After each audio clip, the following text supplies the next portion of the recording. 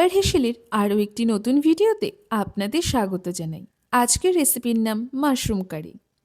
Mushroom কারি বানানোর জন্য প্রথমেই একটি মিক্সার গ্রাইন্ডারের বাটিতে 4টে শুকনো লঙ্কা, আদা কুচি, রসুন কুচি, গোটা পেঁয়াজ দিয়ে একটা পেস্ট তৈরি করে নিতে হবে।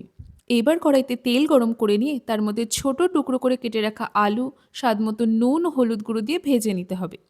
এখন কড়াইতে তেল গরম করে তার মধ্যে গোটা শুকনো লঙ্কা, গোটা গরম মশলা, গোটা জিরে ও তেজপাতা ফোড়ন দিয়ে আগে থেকে তৈরি করে রাখা আদা রসুনের পেস্টটা দিয়ে পরিমাণ মতো হলুদ গুঁড়ো, লাল লঙ্কার গুঁড়ো, জিরে গুঁড়ো ও ধনে গুঁড়ো দিয়ে সামান্য জল দিয়ে মশলাটা কষিয়ে নিতে হবে।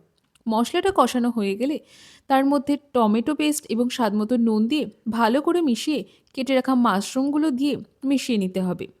আগে থেকে ভেজে রাখা আলুর টুকরোগুলো দিয়ে দিতে হবে। কয়েকটা চেরা কাঁচা লঙ্কা দিয়ে সামান্য জল মিশিয়ে নিয়ে 2-3 মিনিটের জন্য ফুটিয়ে তার মধ্যে স্বাদমতো চিনি, গরম মশলা গুঁড়ো দিয়ে মিশিয়ে ঢাকা দিয়ে নামিয়ে নিলেই তৈরি হয়ে যাবে মাশরুম কারি।